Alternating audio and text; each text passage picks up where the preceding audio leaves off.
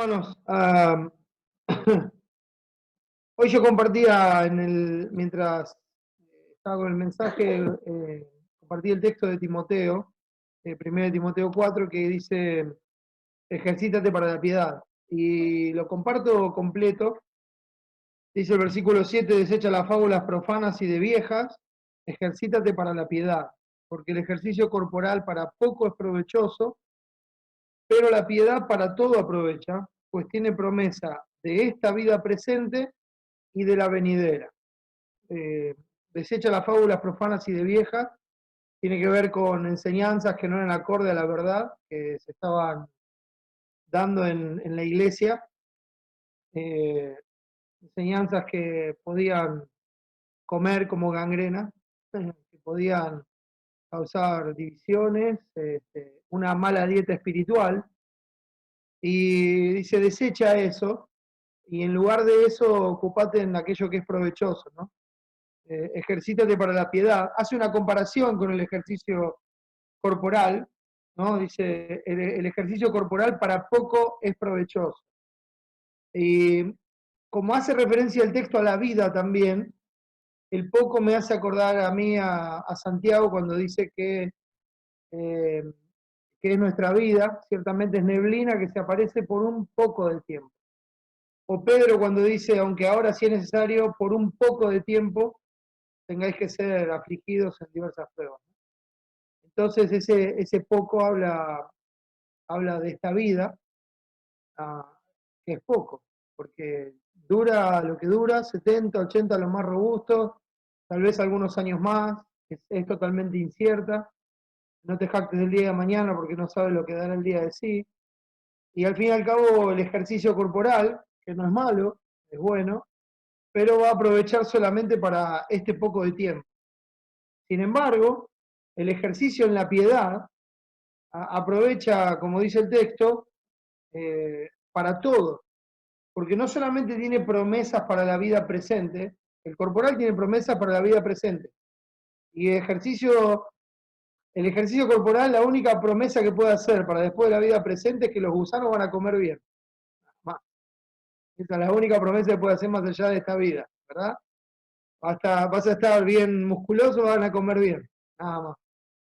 Ahora, la piedad para todo aprovecha, porque tiene promesas para la vida presente, promesas que Dios nos ha dado en su palabra, y para la vida venidera, cuando estemos para siempre con el Señor, disfrutaremos también de sus promesas. Entonces, la piedad está relacionada con la vida presente, con la vida venidera, y el ánimo es a ejercitar esa piedad. Entonces, uno sabe que si el cuerpo no se ejercita, en alguna manera, ¿no?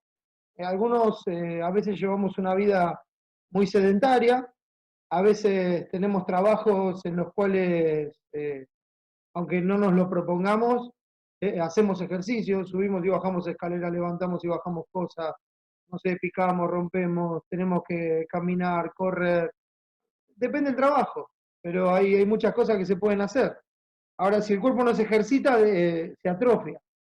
Los músculos van perdiendo su masa, se caen, se pierde la fuerza, las cosas no van funcionando bien, ¿no? La grasa se empieza a sentar, algunos hace rato que no hacemos ejercicio, ¿no?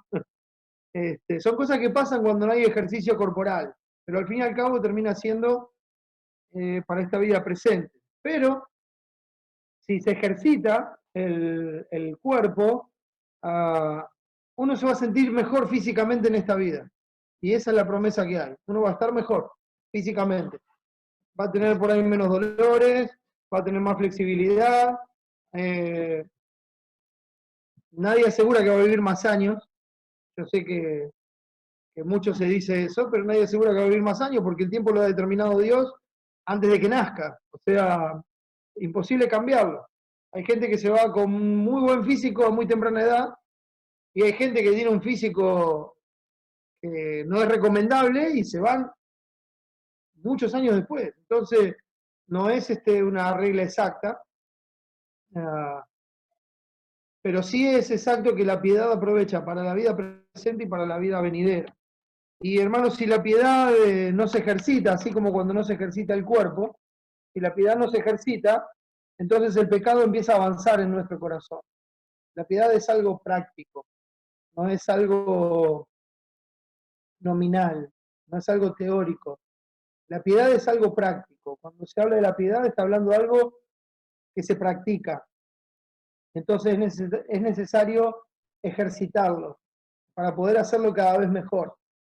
Cuando uno empieza a hacer un ejercicio o algo, o practica algo, como dicen, otro dicho, ¿qué es lo que hace el maestro? La práctica, ¿verdad? La práctica hace el maestro. Entonces, ahí va uno practicando y termina aprendiéndolo hasta que llega al punto de poder enseñárselo a otros también. La práctica hace el maestro. Bueno, la falta de práctica en la piedad no nos permite el crecimiento espiritual, no nos permite crecer en la santidad, no nos permite aquellas cosas que Dios nos dice que nosotros debemos procurar en nuestra vida. Entonces el pecado avanza en nuestro corazón, nos debilita espiritualmente, enfría nuestro amor, nos lleva a dejar las acciones de lado, dejamos de lado nuestras responsabilidades para con Dios, para con su cuerpo y para con la iglesia. Y esto es algo que nos pasa a todos. O sea, cuando uno deja de ejercitar, esto se viene abajo. Es así, no es que, bueno, ya ejercité durante 15 años y tengo para el resto de mi vida. No. Es como dicen siempre, no hay una persona que hace mucho ejercicio, y está bien físicamente. Los deportistas se retiran. Algunos deportistas cuando se retiran explotan. ¿Por qué? Porque estaban ejercitados, pero cuando dejaron el ejercicio, en pocos meses ya cambia su físico. Y lo mismo pasa en la piedad, hermanos. Cuando la piedad no se ejercita, empezamos a cambiar espiritualmente, nos empezamos a debilitar. Yo cuando dice Pedro, haciendo estas cosas no caeréis jamás. Y la clave es esa, haciendo estas cosas, añadiendo la fe, virtud, a la virtud, conocimiento. O sea, es práctica, es estar haciéndolo continuamente y añadiendo esas cosas. Entonces eso es lo que hace que no caigamos, que no resbalemos, ¿verdad? Y gracias a Dios que es el que nos sostiene y que cuando tropezamos no nos perdemos porque en este camino de santidad es Él el que nos guarda, nos sostiene, el que nos limpia y que nos hace partícipe de su santidad. Pero aún así, el mandato es ejercítate para la piedad, hacé lo que tenés que hacer. Si uno se ejercita en la piedad, bueno, gozará de buena salud espiritual, se gozará de su salvación, eso va a tener un semblante bueno, va a permitirle a uno gozarse en la vida presente a pesar de las distintas circunstancias que puede enfrentar. Su gozo es mayor porque su nombre está escrito en los cielos. Se goza en el amor a Dios y se goza en amar a Dios, porque el amor de Cristo lo constriñe y se goza en amar a Dios, ¿sabe? Sabe que cada cosa que hace por el otro es una muestra de amor a Dios. Entonces, ama al prójimo, cuando uno se ejercita para la piedad, se aparta del pecado, guarda los mandamientos de Dios y hace tesoros en el cielo, que es lo que nos dijo Cristo, donde esté vuestro tesoro, ahí va a estar vuestro corazón. Entonces, si nosotros tenemos la mira en las cosas de arriba, si nosotros ponemos nuestros afectos en las cosas de arriba, donde está nuestra vida escondida en Cristo con Dios, entonces nos vamos a ejercitar para la piedad, porque nuestro corazón está en lo eterno, en lo que está más allá de esta vida, en las cosas espirituales de esta vida y de la venidera. Entonces eso va a ser provechoso para todos los días que nos queden de vida y atesoraremos para la vida venidera, como dice el texto. Entonces, hermanos, hay que mantenerse activo en la piedad, no es algo que podemos abandonar o dejar de lado. Y de eso se trata esto que quiero compartirles hoy, en un pasaje muy conocido para nosotros, está en Hebreos capítulo 10. Hebreos capítulo 10, versículos 24 y 25 vamos a leer en principio. Dice así: y considerémonos unos a otros para estimularnos al amor y a las buenas obras, no dejando de congregarnos como algunos tienen por costumbre, sino exhortándonos, y tanto más cuando veis que aquel día se acerca. Y lo que quiero compartir en este tiempo, hermanos, es confía en sus promesas. Confía en sus promesas. Eso es lo que quiero que tengan en mente, porque eso es de lo que vamos a hablar, de confiar en las promesas del Señor, a pesar de todo lo que puede estar pasando. Y vamos a hablar al Señor para pedirle que nos ayude a vivir conforme a lo que creemos. Oremos, hermano. Nuestro Padre, te damos muchas gracias por tu amor, tu misericordia, tu cuidado. Gracias por la salvación tan grande que nos has dado en Cristo. Gracias por este tiempo que tenemos para compartir, aunque sea a la distancia, por este medio.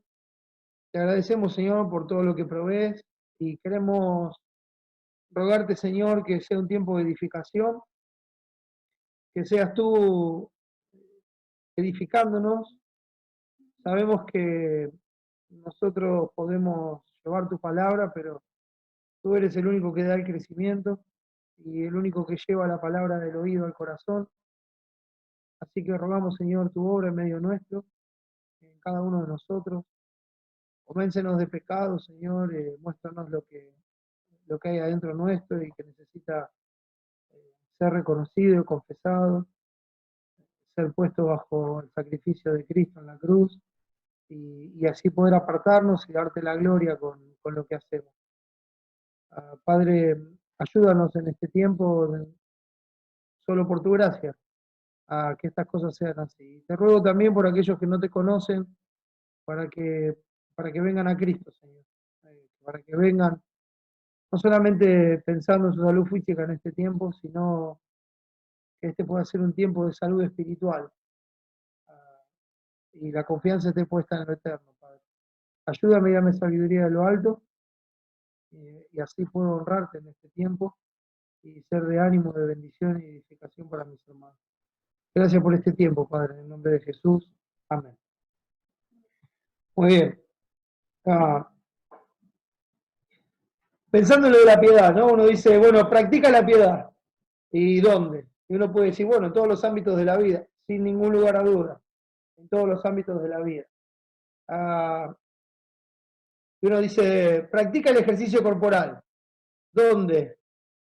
Y estoy pagando un gimnasio, tengo determinados artefactos, tengo algo en mi casa, pero no es lo mismo, voy al gimnasio y ahí estamos y como que hay un lugar para hacer las cosas, ¿no?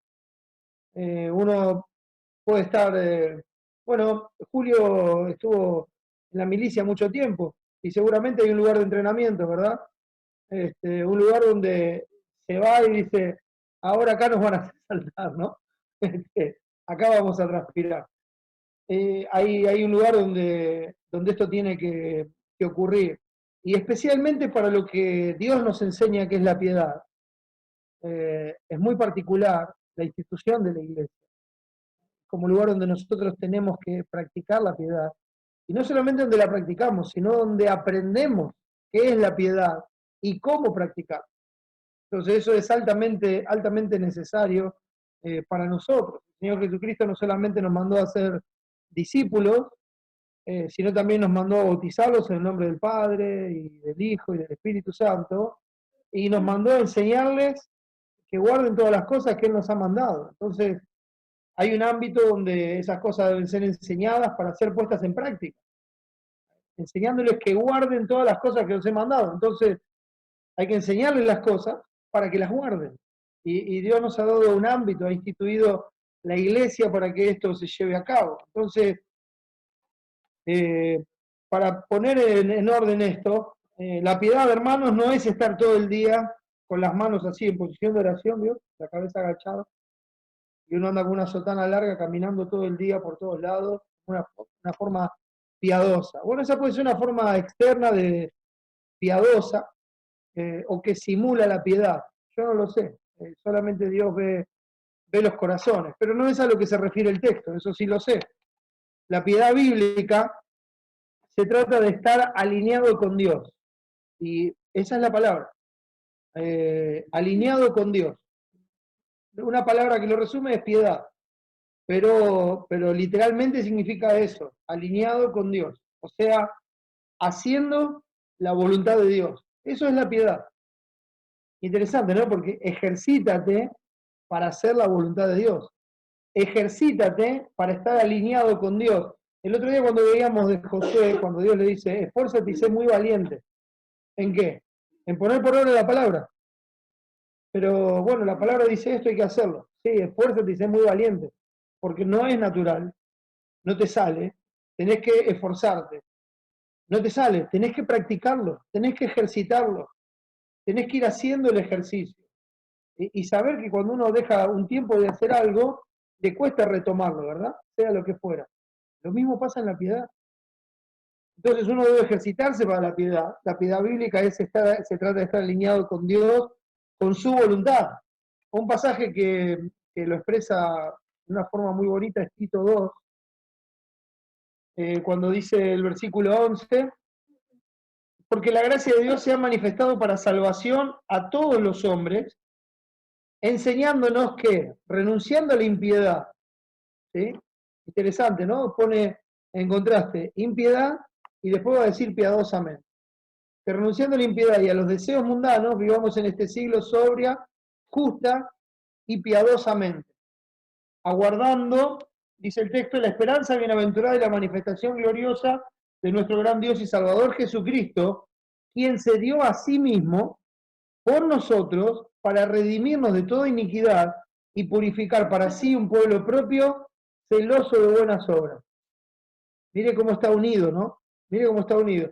Porque él dice que renunciando a la impiedad, ¿verdad? Y a los deseos mundanos, esto es lo que nos enseña la gracia de Dios, esto es lo que nos enseña el Evangelio de Jesucristo. El Evangelio de Jesucristo nos enseña que el pecado es una aberración delante de Dios, que Dios es justo, que es santo, y que el pecado merece recibir una justa retribución. O sea, tiene que recibir su debido castigo. Dios tiene que hacer justicia por la ofensa que se le hizo. Él es un ser eterno, la ofensa es una ofensa eterna, y el castigo tiene que ser un castigo eterno.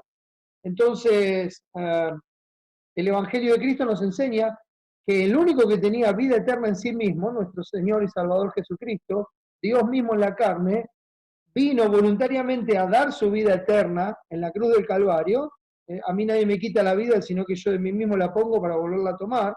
Este mandamiento recibí del Padre. Entonces Él vino a dar esa vida eterna.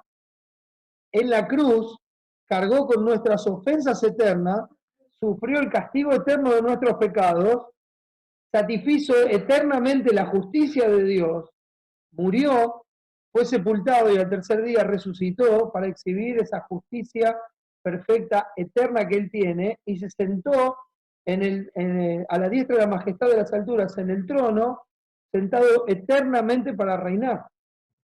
Entonces esta hora eterna de gracia nos enseña que el pecado no es aceptable delante de Dios. Por eso cuando nosotros vemos que Dios tuvo que matar a su propio Hijo para quitar el pecado de en medio, cosa que vamos a ver ahora en Hebreos, cuando Dios tuvo que matar a su Hijo para quitar el pecado de en medio, nos damos cuenta el valor del pecado. Entonces, al ver lo que el pecado le costó a Dios, nosotros voluntariamente tenemos que renunciar a la impiedad, o sea, a vivir sin estar alineados con Dios, a vivir conforme a nuestra concupiscencia y no conforme a la voluntad de Dios. A eso tenemos que renunciar, apotasomai, o sea, tomar algo y ponerlo aparte voluntariamente. Eso es lo que tenemos que hacer. Renunciando a la impiedad y a los deseos mundanos, vivamos en este siglo sobria, justa y piadosamente. ¿En piedad? ¿Cómo? Alineado con Dios. Renunciamos a no obedecer a Dios para obedecer a Dios. Renunciamos a vivir como queremos para morir a nosotros mismos y vivir como Dios quiere y darle la gloria. Y esto lo hacemos mientras esperamos, como dice aquí, la esperanza bienaventurada y la manifestación gloriosa de nuestro gran Dios y Salvador Jesucristo. Esperamos su venida. Y cuando nos habla de nuestro Salvador Jesucristo dice, quien se dio a sí mismo para redimirnos de toda iniquidad, se dio a sí mismo por nosotros para redimirnos de toda iniquidad y purificar para sí un pueblo propio. ¿Y cuál es la característica de ese pueblo propio? Celoso de buenas obras. ¿Eh? Celoso de buenas obras. O sea, un pueblo que anhela las buenas obras. Este libro en particular, que habla de las buenas obras tantas veces, habla de cómo el Evangelio se ve en las vidas a través de las buenas obras, nos enseña en Tito que la doctrina es algo que se debe vivir prácticamente. O sea, una vida de doctrina práctica. Tiene que ser una vida donde se adorna la doctrina con las acciones, como dicen los textos que preceden. Una vida que hace que la palabra no sea blasfemada por los que ven nuestra vida. Una vida donde lo que se dice es acompañado con los hechos como respaldo de lo que se está diciendo. Entonces lo dice y lo respalda. O sea, celoso de buenas obras, celoso de hacer lo que a Dios le agrada. ¿Cómo dice Efesios 2:10? Porque somos hechura suya, creados en Cristo Jesús para buenas obras.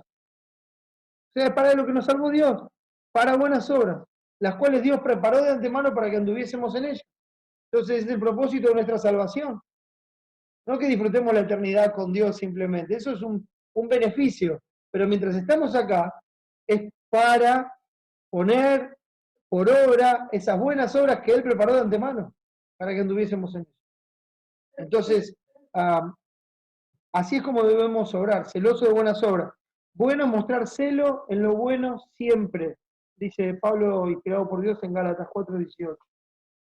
Debe ser una característica del pueblo de Dios, el celo, el deseo, el anhelo, la búsqueda de hacer lo bueno siempre. Y hermanos, lo bueno es la buena voluntad de Dios, agradable y perfecta. No estamos hablando simplemente de aquello que es moralmente bueno a los ojos de los hombres, porque todos sabemos que la moral del hombre cambia constantemente, pasan años y la moral va cambiando. Y lo digo siempre, lo que era malo hace 20 años, hoy es algo normal, porque la moral del hombre cambia, no así Dios. Para Dios era malo hace 20 años y sigue siendo malo hoy. Para Dios era malo el día de la creación y sigue siendo malo hoy. Entonces, lo bueno es lo que Dios llama bueno. Y hay de los que a lo bueno llaman malo y a lo malo llaman bueno, ¿verdad? Hay que llamar bueno a lo que Dios llama bueno y malo a lo que Dios llama malo. Y así, de esta manera, hermanos, y pensando en esto de la piedad, en el ejercicio, en la práctica necesaria, así nos anima, inspirado por Dios, el autor de Hebreos, nos anima de la misma manera. Yo no puedo separar el capítulo 10 del 9, no lo vamos a leer, pero usted piense que la epístola de Hebreos es una breve exhortación, como dice al final del libro. Os he escrito brevemente, ¿no? Entonces, es algo que uno debería leer de continuo y tener en mente de continuo para interpretarlo correctamente. No es que está separado por temas. ¿Sí? No, una cosa está encadenada con la otra de una forma maravillosa como todo lo que Dios hace.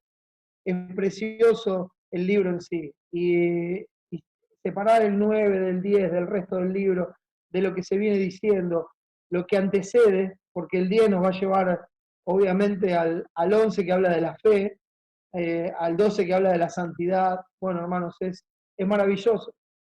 Ahora, lo que hay que tener en mente para el texto que nosotros estamos viendo es qué es lo que viene diciendo inmediatamente desde el capítulo 9.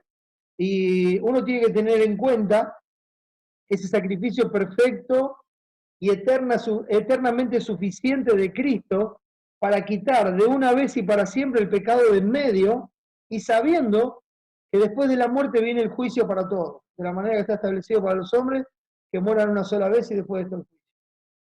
Entonces, Cristo apareció sin relación con el pecado para quitar el pecado de en medio. Es algo que está establecido, todos vamos a morir, después de esto viene el juicio. Entonces tenemos que tener la certeza de que Cristo aparecerá por segunda vez, sin relación con el pecado, para salvar a los que le esperan. Entonces, tenemos que tener en mente ese sacrificio perfecto, con el cual hizo perfecto, perdónenme la redundancia, a los santificados una vez y para siempre. Él quitó el pecado de en medio. Entonces, teniendo esto en mente, hermanos, y teniendo en mente la certeza de que Cristo va a aparecer por segunda vez, sin relación con el pecado, para salvar a los que le esperan, como dice el último versículo de Hebreos 9, ¿no? Que dice, y aparecerá por segunda vez, sin relación con el pecado, para salvar a los que le esperan. ¿Sí? Entonces, después de esto, teniendo en mente el camino al lugar santísimo, abierto por el sacrificio de Cristo, para que podamos ir con confianza al Padre. Ahora, teniendo todo esto en mente, y es necesario que lo tengamos en mente para lo que viene, el autor de Hebreos, Dios mismo a través de él, que ni siquiera sabemos con certeza quién fue el que lo escribió, más allá de las especulaciones, pero Dios mismo nos exhorta y nos anima con su palabra, nos anima a vivir de una forma piadosa, a vivir como a Él le agrada. Entonces, dice así en el versículo 23, en esa exhortación preciosa, mantengamos firmes, sin fluctuar, la profesión de nuestra esperanza, porque fiel es el que prometió. ¿Eh? Es maravilloso el ánimo que Él da, porque lo que viene anteriormente es que uno está confesando, Cristo padeció y pagó por mis pecados y quitó el pecado de en medio. Hay un juicio, ¿no? Son todas cosas que uno tiene en mente y que en las que está confiando y que uno las confiesa. Es su profesión, es lo que uno dice, no su trabajo, sino su profesión con labios, lo que profesó, lo que confesó. Esa palabra para nosotros tal vez sería una mejor traducción, ¿no? Mantengamos firmes, sin fluctuar, la confesión de nuestra esperanza, lo que hemos confesado que es nuestra esperanza. Entonces, pensando en esto, pensando en que nuestra esperanza está en la obra perfecta de Cristo que vino para hacer lo que estaba escrito y para hacer lo que los sacrificios no podían hacer, y su sacrificio perfecto nos limpió para siempre y nos abrió el camino al Padre. Teniendo esto en mente, entonces nos dice eso, mantengamos firme sin fluctuar. La palabra para mantengamos es catejo, y habla de aferrarse, de poseer, de algo que está firme, sin fluctuar. Es la palabra griega akline, que para nosotros es una mejor traducción, entendible en una forma gráfica, es sin oleaje, sin olas. ¿Vio cómo hace el mar? Que va y viene todo el tiempo. Bueno, nuestra confesión de Cristo tiene que ser sin fluctuar, sin oleaje, manteniéndonos firmes. Esto no quiere decir que nosotros no podemos aprender y corregir errores, son dos cosas diferentes. Lo que quiere decir esto es que no podemos estar cambiando lo que creemos y lo que decimos que es nuestra confianza de acuerdo a las circunstancias. ¿Me explico? O sea, las circunstancias no tienen que moldear lo que nosotros creemos, sino que lo que nosotros creemos tiene que estar firme a pesar de las circunstancias que cambian a nuestro alrededor, y mantener así lo que nosotros hemos confesado con nuestros labios. Esa palabra profesión es el griego homología o homología, con H. La mejor traducción es confesión. Entonces, ¿qué hay que mantener firme? La confesión de nuestra esperanza. De nuestra esperanza en ese día del juicio, porque está establecido el juicio. Pero ¿cuál es mi esperanza? La justicia de Cristo. Ese sacrificio perfecto. Que Él cumplió lo que yo no podía. Eso es lo que va explicando el capítulo 10, que ya había anunciado el capítulo 8, que hoy nos compartía también nuestro hermano Mariano. Entonces, trayendo esta esperanza, esta confesión de nuestra esperanza, teniendo la confianza puesta en Cristo, nosotros tenemos que vivir acorde a la esperanza que nosotros confesamos. Tenemos que vivir acorde a eso. Esa es la forma de mantenerla firme, estable, segura. Vivir acorde al perdón de nuestros pecados, renunciando a la impiedad y a los deseos mundanos. Es lo que nos enseña la gracia de Dios manifestada en Cristo, lo que nos enseña el Evangelio. Entonces tenemos que vivir acorde al perdón de nuestros pecados. Tenemos que vivir acorde a ese privilegio, ese acceso que nosotros tenemos al Padre, que fue abierto a través de la carne de Cristo, que representaba el velo del templo. Ese velo que se abrió de arriba hacia abajo, que nos abrió el camino al lugar santísimo, bueno, fue el sacrificio de Cristo. Entonces, tuvo un costo alto. Nosotros tenemos que vivir acorde a ese acceso en el cual entramos confiados delante de la presencia de Dios. Tenemos que vivir acorde a la esperanza de que Él venga a salvarnos definitivamente. Decía, si no mal recuerdo, Charles Spurgeon, él decía que nosotros debemos planificar nuestra vida como si Cristo viniera dentro de 100 años y vivirla como si Cristo viniera hoy. O sea, estar conscientes todo el tiempo de la promesa del Señor y saber que nadie sabe el día ni la hora, y que el Señor puede venir en cualquier momento.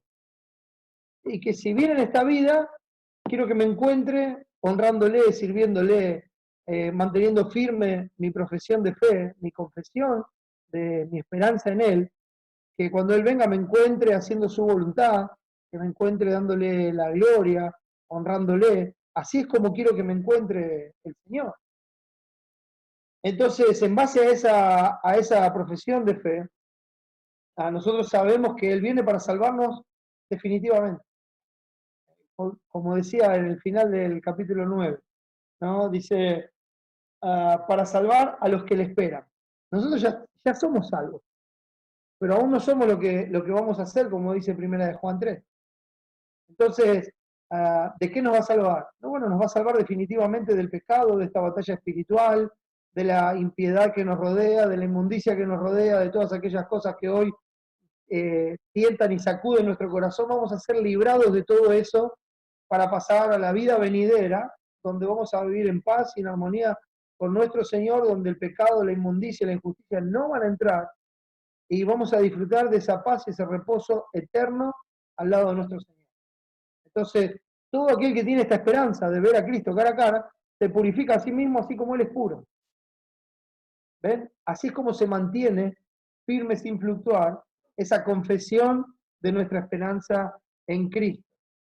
Y uno debe recordar lo que dice el final de este versículo 24. Dice, ¿por qué? ¿Por qué tengo que mantenerla firme? Porque fiel es el que prometió. Y hermano, yo podría ahora hablar durante horas de la fidelidad de Dios. Durante horas podría hablar de la fidelidad de Dios y no me alcanzaría el tiempo. Porque Dios es fiel. Fiel es Dios, que es el que nos llamó a la comunión con su Hijo Jesucristo. Él es fiel en todos sus caminos. Si uno mira a 1 Tesalonicenses 5:24, dice sencillamente el texto, fiel es el que os llama, el cual también lo hará. En el 23 dice, y el mismo Dios de paz os santifique por completo, y todo vuestro ser, espíritu, alma y cuerpo sea guardado irreprensible para la venida de nuestro Señor Jesucristo. Fiel es el que os llama, el cual también lo hará. Entonces, esa profesión de nuestra esperanza, sabiendo que depende enteramente de Él, y por gratitud a esa obra inmutable de nuestro Señor, nosotros vivimos como es digno de su nombre, renunciando a la impiedad de los deseos mundanos, viviendo en este siglo sobria, justa y piadosamente, aguardando a Cristo que venga de los cielos a buscarnos, con la certeza de que Él es fiel y que va a cumplir lo que prometió. Lo prometió y lo va a cumplir. Entonces eso es lo que tiene que pesar en nuestros corazones y hacernos mantener firme nuestra profesión. Y el versículo 24 dice así, y considerémonos unos a otros para estimularnos al amor y a las buenas obras. Voy a mencionar varias palabras en el original, porque el sentido es muy particular.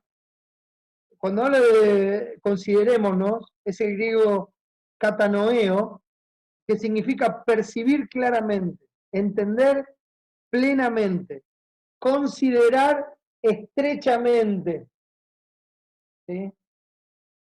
Percibir plenamente, claramente, percibir claramente, entender plenamente y considerar estrechamente.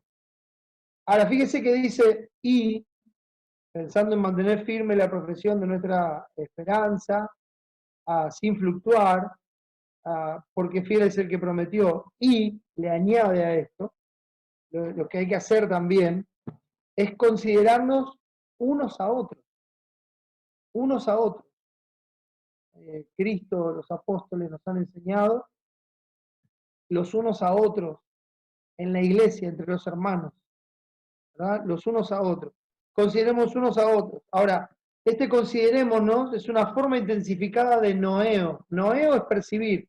Y kata es justamente el prefijo que lo intensifica.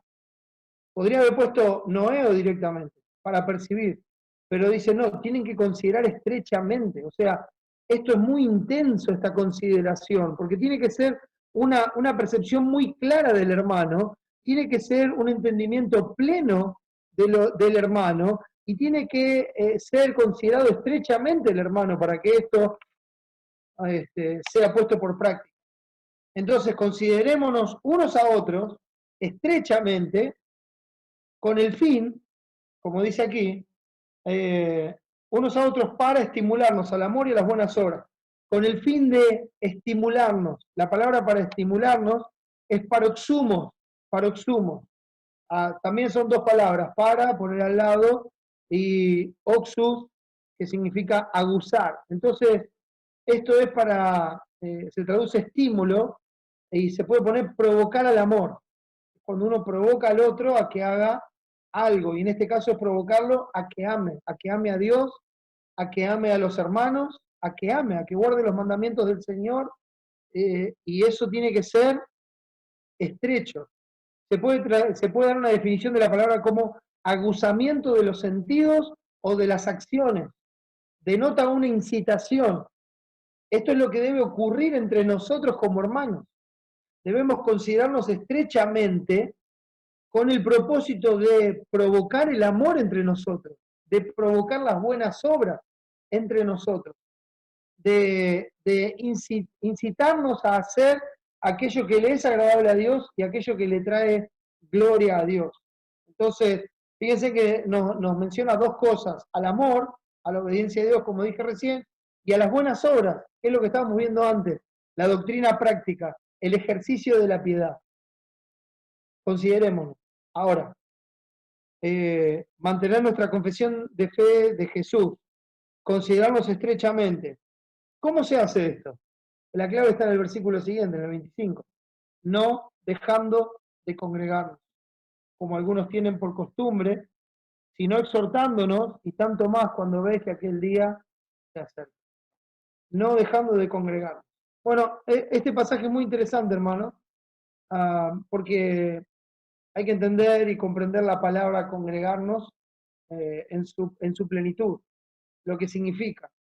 No solamente lo que significa en el diccionario, sino lo que significa en el contexto bíblico.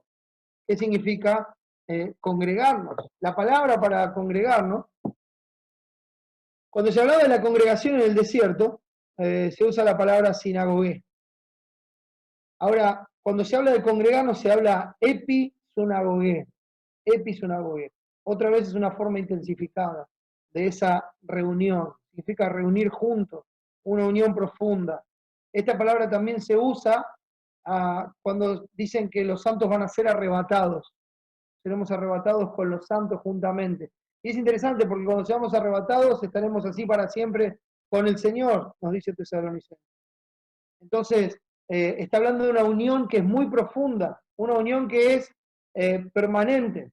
Ahora, en esa unión es donde se practica el considerarnos estrechamente los unos a los otros, es donde mutuamente nos incentivamos, nos provocamos, nos estimulamos al amor, o sea, a la obediencia a Dios y a las buenas obras, a que la piedad se ejercite, se ponga por obra.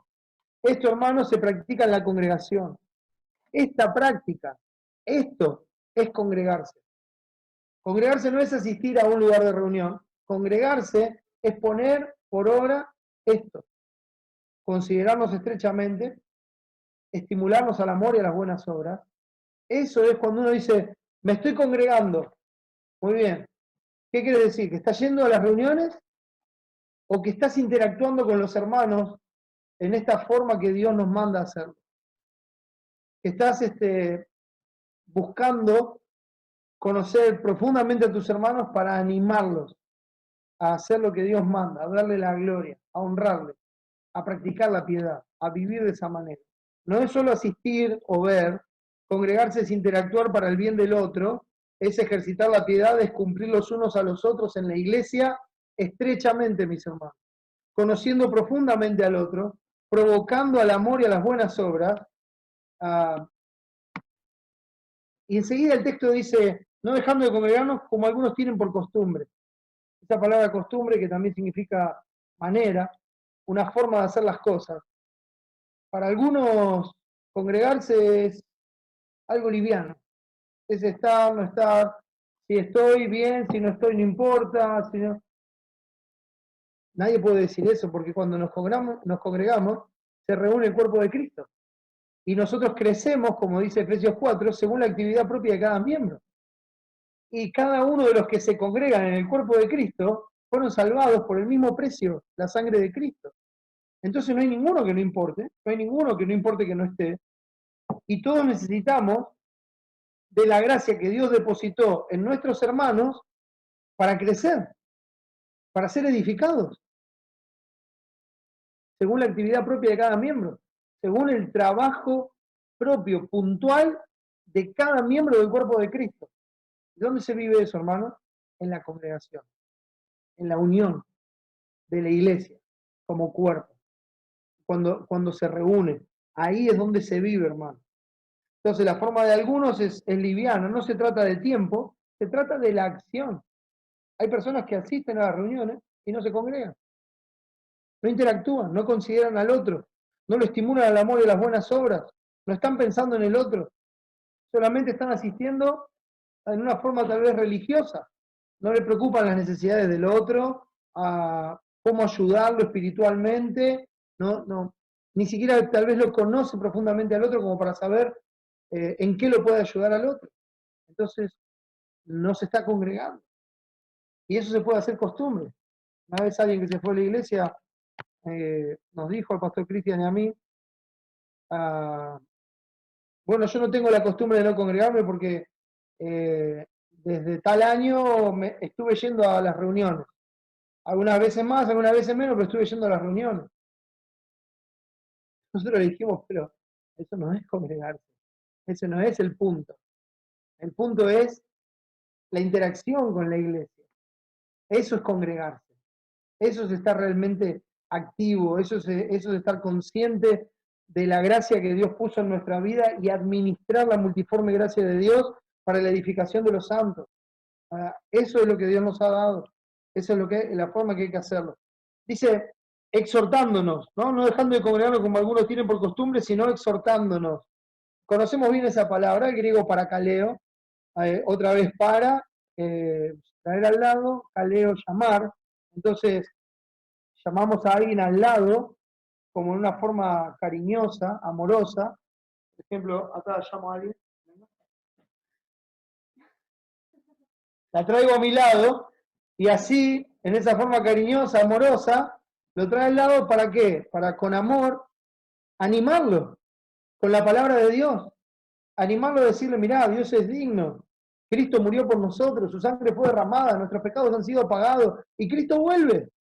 Quiero animarte a que le demos la gloria a Dios, a que sirvamos juntos al Señor. Decime cómo te puedo ayudar, cómo nos podemos ayudar mutuamente, qué puedo hacer por vos, orá por mí. Sí, estoy orando por vos, pero decime qué puedo hacer por vos, cómo te puedo ayudar para que estés más cerca del Señor, para que puedas discernir mejor la voluntad del Señor.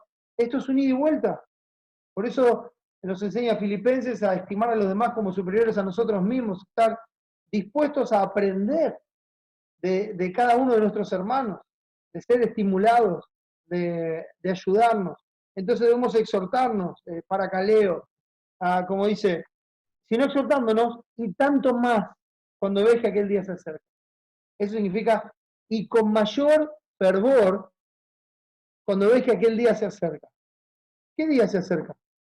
Otra vez, leo Hebreos 9:28 que dice, y aparecerá por segunda vez, sin relación con el pecado, para salvar a los que le esperan. Les dije, no se puede ver esto separado, porque se está refiriendo a ese día. Se está refiriendo al día en que Cristo viene, mis hermanos. Al día en que Cristo vuelve para salvarnos eternamente, para librarnos del postrer enemigo, que es la muerte, para terminar con todo lo que hoy nos oprime y para darnos, aquellos que somos atribulados, hoy por el pecado, por la opresión, darnos reposo y descanso junto con Él, como dice 2 Tesalonicenses 1. Entonces Cristo viene. Esto, hermanos, en sí mismo es una exhortación que Dios nos está haciendo. Y no solo es una exhortación, mire, es una amonestación.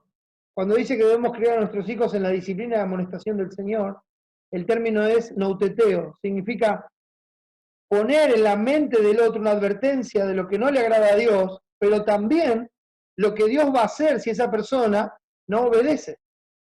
Entonces es una advertencia con una consecuencia. Eso es la amonestación del Señor. Entonces, esto es una amonestación porque no solo nos dice lo que debemos hacer, sino que también, también nos dice lo que hace Dios si nosotros voluntariamente lo dejamos de hacer.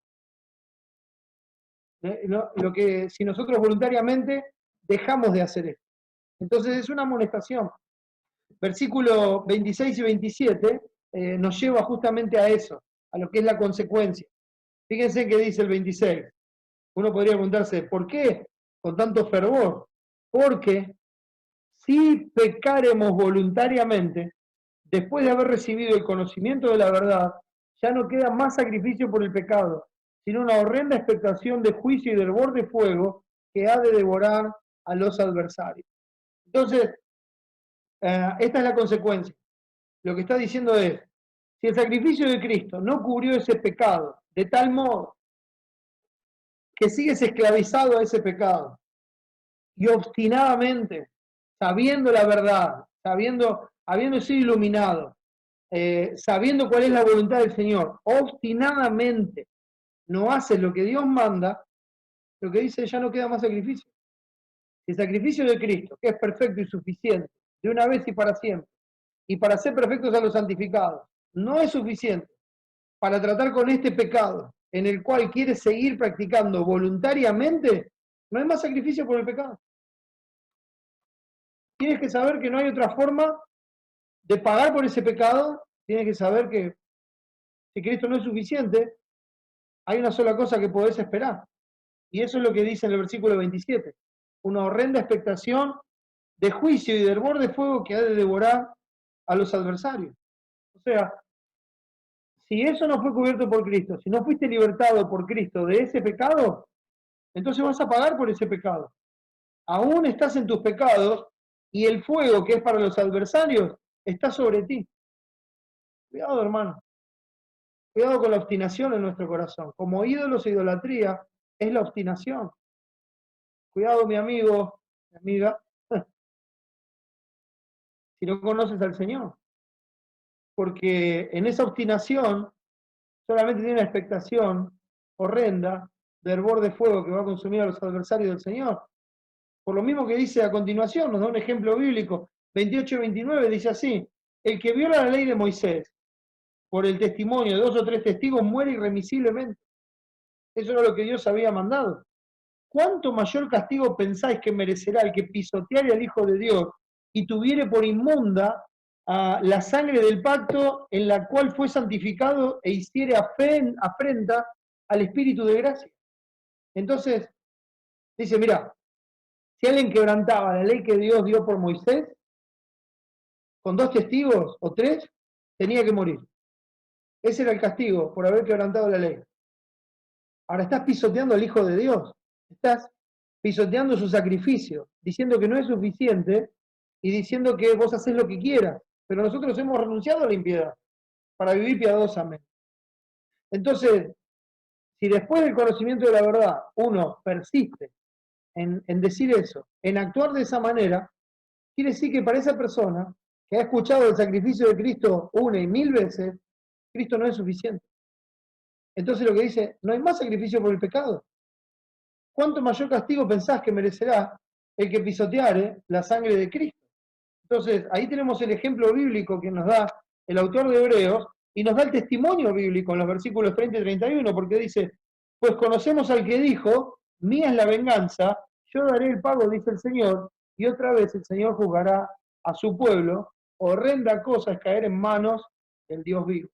Entonces, la advertencia es que Dios ya dijo que es suya la venganza, que Él va a dar el pago en persona, ¿sí? Que Él es el que va a juzgar a su pueblo. Y es una cosa horrenda caer en sus manos si no estamos en Cristo. Porque entonces ese día del juicio, nosotros seremos juzgados sin abogado, sin defensor, sin sustituto, sin vicario, y tendremos que pagar por nuestros pecados. Y como nuestra ofensa es eterna, tendremos que pagar eternamente recibiendo el castigo eterno, porque nosotros no tenemos una vida eterna para dar. Entonces vamos a estar eternamente pagando por nuestros pecados. Esa es la única afectación que hay si el sacrificio de Cristo no es suficiente. Entonces anima a los hermanos en los versículos siguientes y les dice, miren, recuerden el padecimiento por hacer la voluntad de Dios. Miren, versículos 32 y 33 dice así. Pero traed a la memoria los días pasados en los cuales, después de haber sido iluminados, sostuviste gran combate de padecimiento. Por una parte, ciertamente, con vituperios y tribulaciones fuisteis hechos espectáculos, y por otra llegasteis a ser compañeros de los que estaban en una situación semejante. Recuerden el padecimiento que les trajo hacer la voluntad de Dios. Recuerden, piensen en eso. Entonces vamos al 34 que dice, porque de los presos también los compadecisteis, y el despojo de vuestros bienes sufristeis con gozo. ¿Se dan cuenta de lo que estamos diciendo? ¿No? Sufrieron el despojo de sus bienes con gozo. O sea, esto es una locura. Para nosotros, humanamente hablando, esto es una locura. Ah, se está llevando mis cosas. Qué bueno, qué bendición. Es una locura para nosotros. Hermanos míos, tened por sumo gozo cuando os halléis en diversas pruebas. Es una locura para nosotros. Porque no es natural en nosotros. Nosotros defendemos lo nuestro, nos aferramos a lo nuestro y no queremos que nadie lo toque lo nuestro. Y pensar en estos hermanos que por hacer la voluntad de Dios padecieron, fueron despojados de aquellas cosas que eran de ellos por derecho propio. Dios se los había dado, se lo habían ganado con el trabajo, pero era de ellos.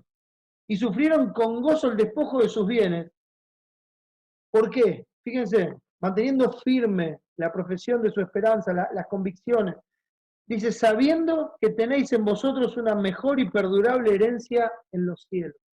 La vista puesta en el galardón, la vista puesta en lo eterno, no en lo perecedero. Entonces, llévate esto.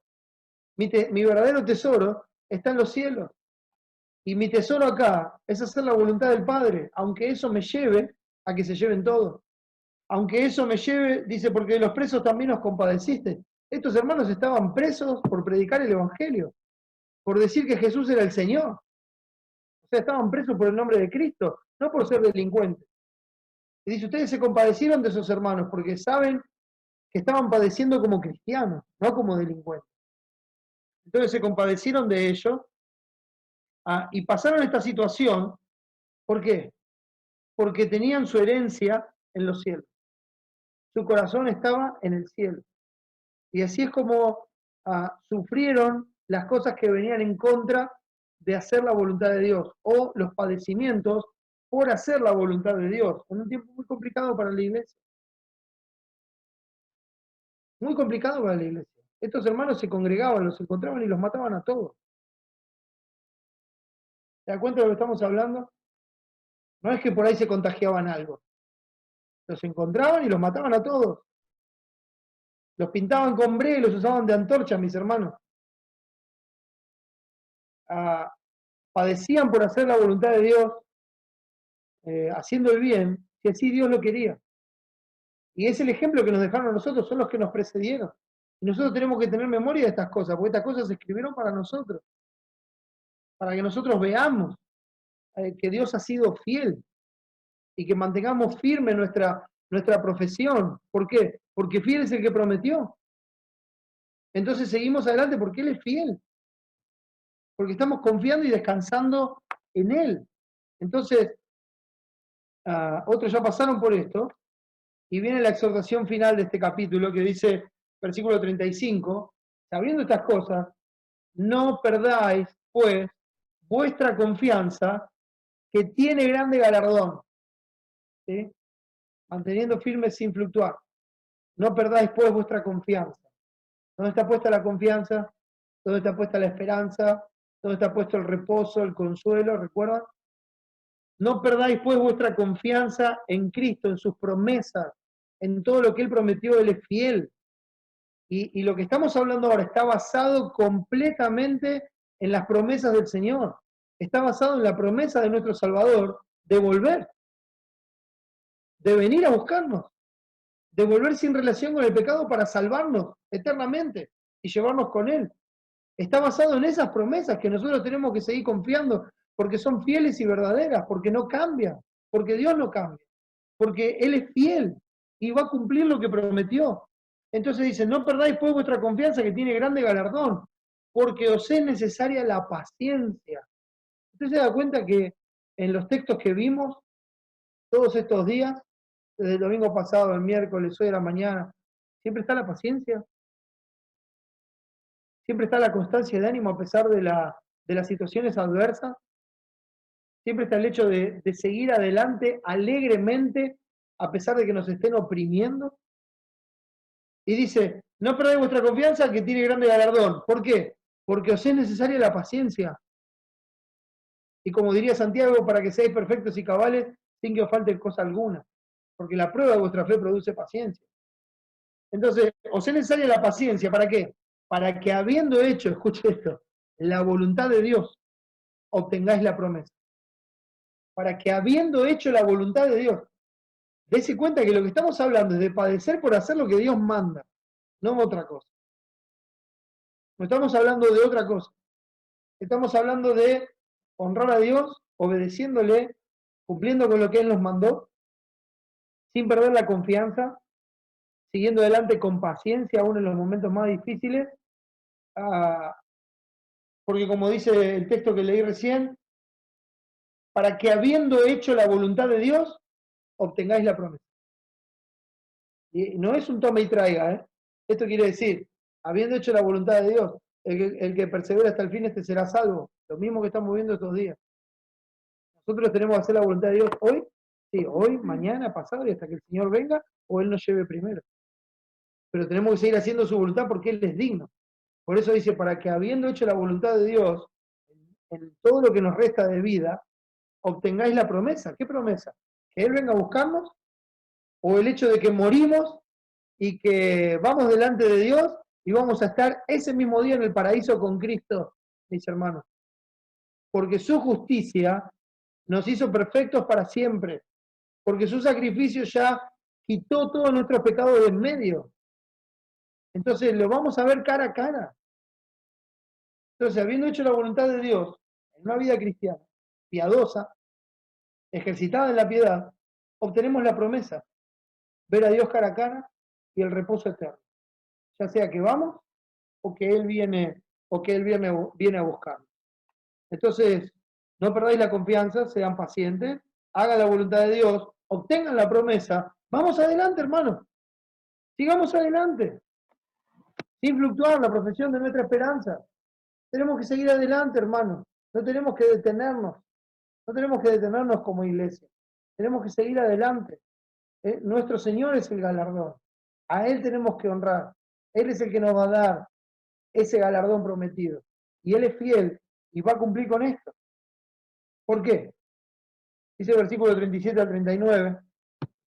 Porque aún un poquito. Y el que ha de venir vendrá. Y no tardará.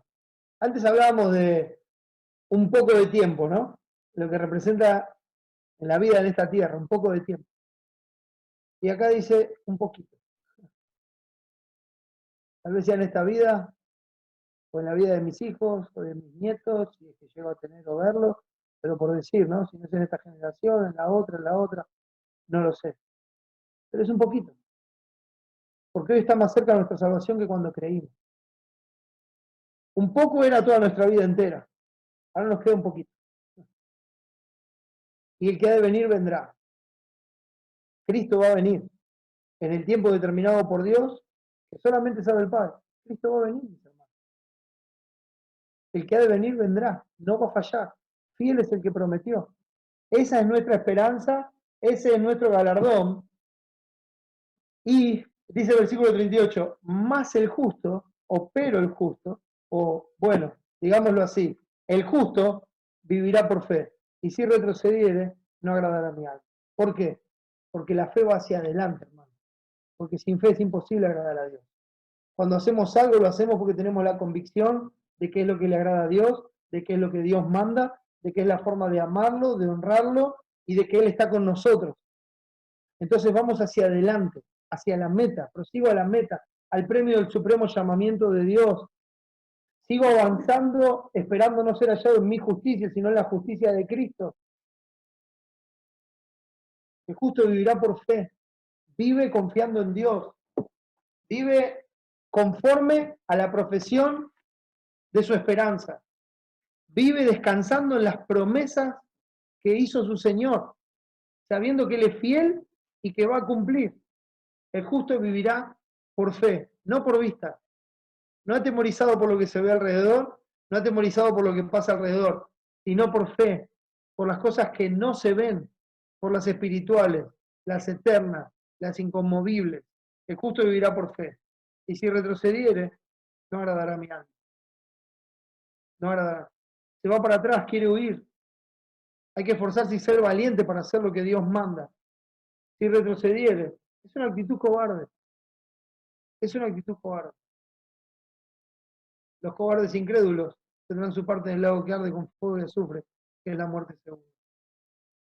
El creyente vive por fe, confiando en aquel que está al lado nuestro como poderoso gigante, dándole la gloria, honrándole a Él, no pensando en lo nuestro propio, sino en aquello que es de Cristo.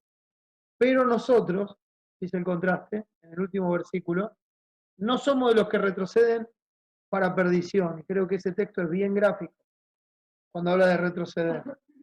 El que persevera hasta el fin, este será salvo. El que su amor se enfría y empieza a entregar a los hermanos, el que retrocede, retrocede para perdición.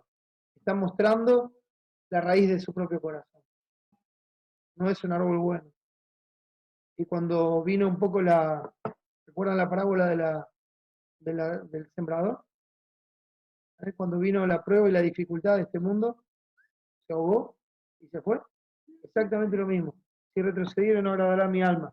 Pero nosotros, los que tenemos fe en Dios, los que profesamos una esperanza en Cristo, en su sacrificio, en su justicia y en su venida, no somos de los que retroceden para perdición, sino de los que tienen fe para preservación del alma. Porque esa fe que tenemos es la que Dios nos ha dado, porque por gracia soy salvo por medio de la fe, y esto no de vosotros, pues es don de Dios, no por obras para que nadie se gloríe. Él nos ha dado esta fe, para que la pongamos y la ejercitemos en Él. Que confiemos y descansemos en Él. Y con esa confianza, sabiendo que Él es fiel a todas sus promesas, sigamos adelante, hermanos, porque es necesaria la paciencia para que obtengamos el galardón. Entonces, hermanos, los animo, como iglesia, a que vayamos hacia adelante, a que vivamos según lo que decimos y confesamos creer, y que eso sea lo que nos sostenga, lo que nos fortalezca cada día. No hablo de hacer locuras, no hablo de ahora agarrar la Biblia y salir a caminar para encontrar a alguien en la calle y poder predicarle el Evangelio. Si quiere hacerlo yo no lo voy a detener, pero no estoy hablando de locura, no estoy hablando de tentar a Dios, estoy hablando de honrar a Dios, de amarle, de hacer su voluntad y de encontrarnos con eso que es tan elemental para nosotros. Hoy tenemos este medio tecnológico que nos permite vernos entre nosotros y aún ver a aquellos que por ahí por otros medios no podríamos ver y que nos encanta verlos. Pero no nos acostumbremos a esto, hermano. Esto es algo que tiene que ser pasajero. Esto no es lo que Dios instituyó. Esto es un medio tecnológico que hoy nos ayuda en una situación particular que nos toca vivir. Pero no nos acostumbremos a esto. No creamos que con esto está solucionado. Nosotros, hermanos, necesitamos el roce. Necesitamos el roce de nuestros hermanos. Necesitamos aguzar nuestros rostros. Necesitamos conocernos personal y profundamente para estimularnos al amor y a las buenas obras. Y hacerlo confiando en que eso es lo que Dios estableció y que es lo mejor para el bienestar de nuestras almas. Amén. Vamos ahora. Gracias, Padre, por Cristo, por su obra. Es maravilloso ver a nuestro Salvador, quien llegada la hora, afirmó su rostro y luego de orar a ti, Señor, luego de dejar de lado la angustia y esa profunda tristeza, se dispuso a hacer tu voluntad, a pesar de todo lo que le sobrevenía encima esa misma noche. Gracias por ese huerto, nos enseña que debe ser tu voluntad y no la nuestra. Gracias por ese huerto que también nos enseña que eres tú el que nos fortalece. Y gracias por ese huerto que también nos enseña que aunque todos nos dejaren, tú estarás con nosotros hasta el fin. Y que habiendo sido hecha tu voluntad, vamos a estar juntamente contigo por toda la eternidad. Ese es nuestro galardón, Señor.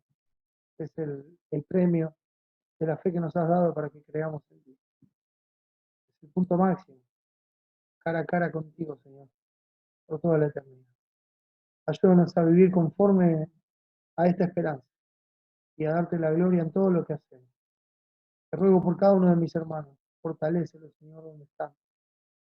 Fortalécelo, Señor, en tu gracia, en tu misericordia, en tu fidelidad, con tus promesas, con tus palabras. Fortalécelo, Señor, porque vienen tiempos difíciles para tu pueblo, para tu iglesia, y tendremos que honrarte, Señor. Y no lo podremos hacer sin tu gracia, sin la fortaleza de tu espíritu. Te necesitamos, Padre, todos y cada uno de los días de nuestra vida. Sabemos que estás cerca y con ansias esperamos tu venida. Y Dios, si quisieras venir hoy, con cuánto gozo te recibiríamos. Y si no, Señor, si no, si no vienes hoy, ayúdanos a gozarnos en esta verdad todos y cada uno de los días, hasta que venga o nos lleves a ti. Gracias, Señor, por este tiempo. Te ruego por aquellos que aún no te conocen. Sálvalos. Lo pedimos y agradecemos todo en el nombre de Jesús y para su gloria. Amén.